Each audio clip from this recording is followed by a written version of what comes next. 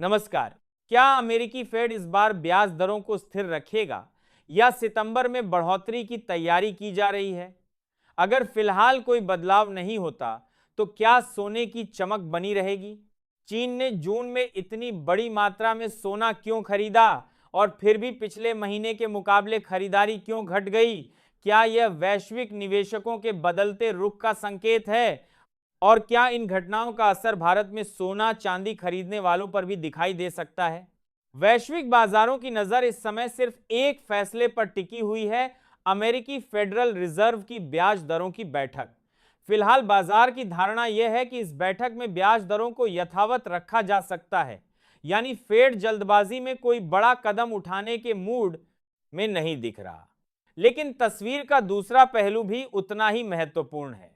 बाजार में बड़ी संख्या में ट्रेडर्स यह भी मान रहे हैं कि सितंबर की बैठक में ब्याज दरों में बढ़ोतरी की संभावना बनी हुई है।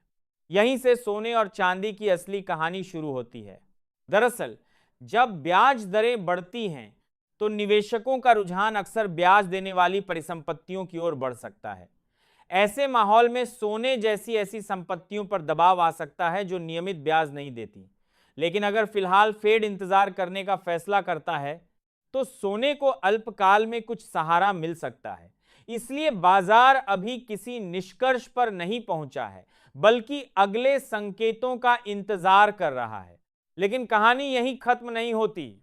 अब निवेशकों की नजर अमेरिका के जून महीने के पर्सनल कंजम्पशन एक्सपेंडिचर यानी पीसीई महंगाई के आंकड़ों पर है। यही वह आंकड़ा है जिसे फेड महंगाई को समझने के लिए सबसे ज्यादा महत्व देता है। अगर महंगाई उम्मीद से ज्यादा मजबूत रहती है, तो भविष्य में सख्त मौद्रिक नीति की संभावना बढ़ सकती है। वहीं अगर महंगाई में नरमी दिखाई देती है, तो ब्याज दरों को लेकर बाजार की उम्मीदें भी बदल सकती हैं। यानी आने वाले कुछ दिनों में सिर्फ एक डेटा पूरी वैश्विक कमोडिटी मार्केट का रुख बदलने की क्षमता रखता है। अब नजर डालते हैं चीन से आई एक अहम खबर पर।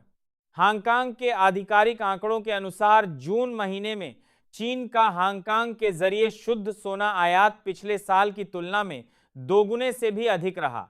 यह दिखाता है कि लंबे समय के नजरिए से सोने की मांग अभी भी मजबूत बनी हुई है। हालांकि एक दिलचस्प बात यह भी है कि मई की तुलना में जून में यह आयात 5% से ज्यादा कम रहा। इसका मतलब यह नहीं कि मांग अचानक कमजोर हो गई है, बल्कि यह संकेत हो सकता है कि बड़ी खरीदारी के बाद कुछ समय के लिए गति धीमी हुई हो। बाजार ऐसे आंकड़ों को हमेशा व्यापक आर्थिक परिस्थितियों के साथ जोड़कर देखता है। भारतीय निवेशकों के लिए इसका क्या मतलब है? भारत दुनिया के सबसे बड़े सोना उपभोक्ताओं में शामिल है।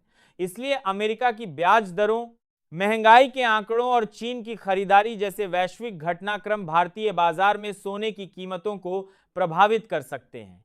अगर फेड भविष्य में सख्ती की ओर बढ़ता है, तो सोने पर दबाव देखने को मिल सकता है। लेकिन यदि महंगाई के आंकड़े नरम आते हैं और ब्याज दरों को लेकर उम्मीदें बदलती हैं, तो सोने को फिर से समर्थन मिल सकता है। फिलहाल बाजार का रुख पूरी तरह इन आगामी आर्थिक संकेतों पर निर्भर करता दिखाई दे रहा है। इसी बीच चांदी ने भी मजबूती दिखाई है। अंतरराष्ट्रीय बाजार में स्पॉट सिल्वर की कीमत में बढ़त दर्ज की गई। इसके अलावा प्लैटिनम और पैलेडियम जैसी कीमती धातुओं में भी उल्लेखनीय तेजी देखने को मिली। यह संकेत देता है कि निवेशकों की दिलचस्पी केवल सोने तक सीमित नहीं है, बल्कि पूरे प्रेशियस मेटल सेगमेंट पर नजर बनी हुई है। अब सबसे बड़ा सवाल आपके लिए, क्या आपको लगता है कि फेड इस बार केवल इंतजार करेगा या सितंबर में ब्याज दरों पर बड़ा फैसला देखने को मिल सकता है? और आपके अनुसार आने वाले महीनों में सोने की दिशा किस तरफ जा सकती है? अपनी राय हमें कमेंट बॉक्स में जरूर बताइए। अगर आप शेयर बाजार, सोना, चांदी और भारतीय अर्थव्यवस्था की सबसे भरोसेमंद और गहराई से समझाई गई खबरें सबसे पहले देखना चाहते हैं, तो अभी मार्केट न्यूज इंडिया को सब्सक्राइब करें, वीडियो को लाइक करें और बेल आइकन जरूर दबाएं।